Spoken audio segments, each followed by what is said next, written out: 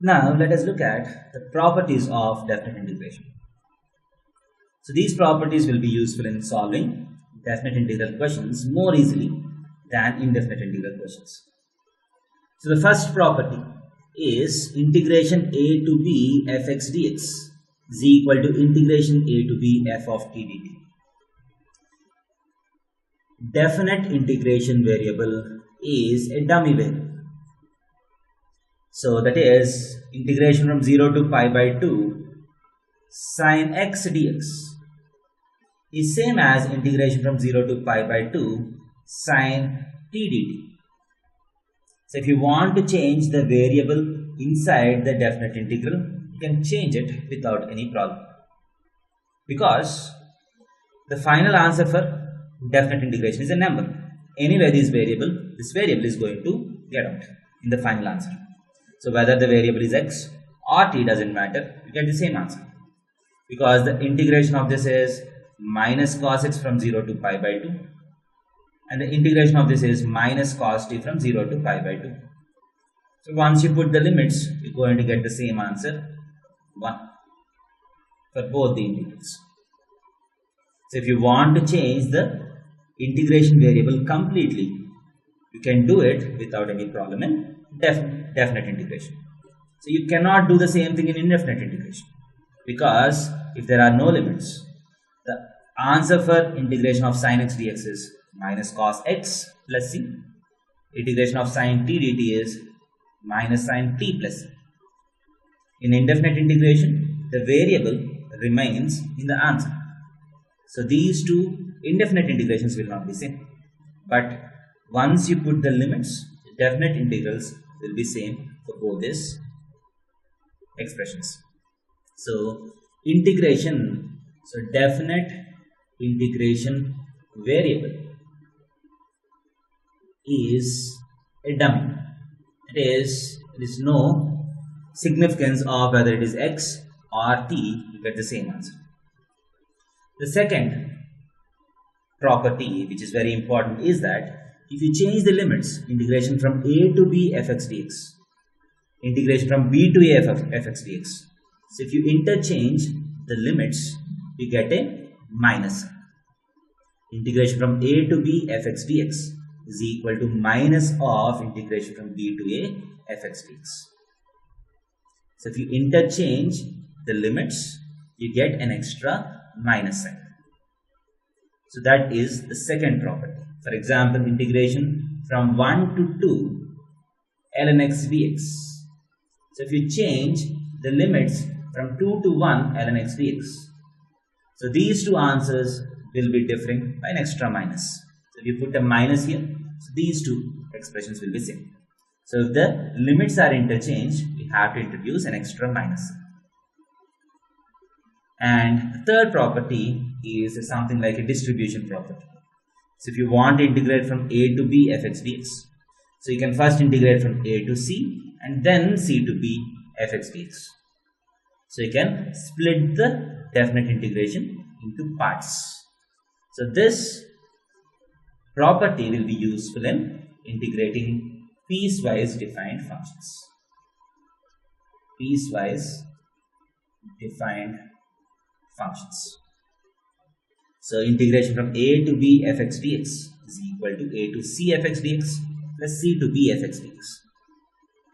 And if you want to split it further, you can do it, a to c, c to d, and finally d to b fx dx.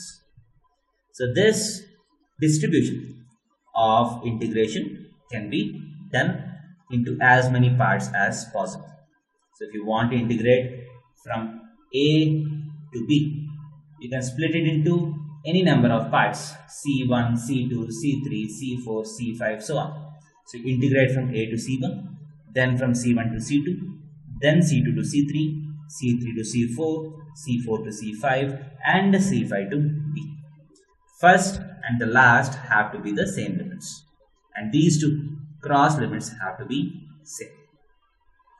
So if you do that, you can split the original definite integral into any number of parts. The next property is that integration from 0 to a fx dx is equal to integration 0 to a f of a minus x dx.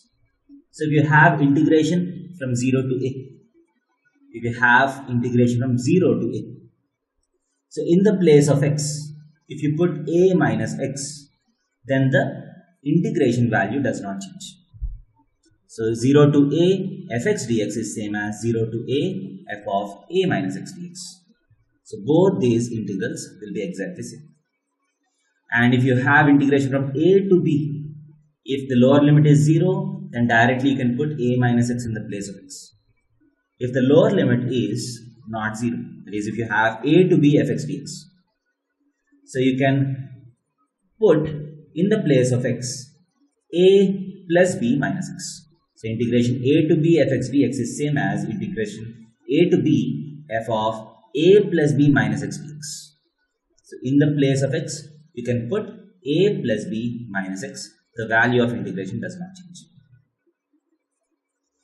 Next, if you have integration from a to b, sum of two functions dx, you can split it into two parts. Integration from a to b fx dx plus integration from a to b gx dx.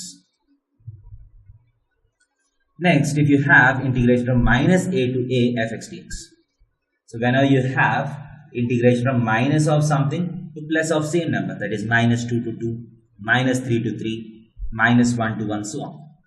So if you have integration limits minus a to plus a fx dx, so this integration will directly be equal to 0 if f of minus x is equal to minus f of x, that is f of x is an odd function.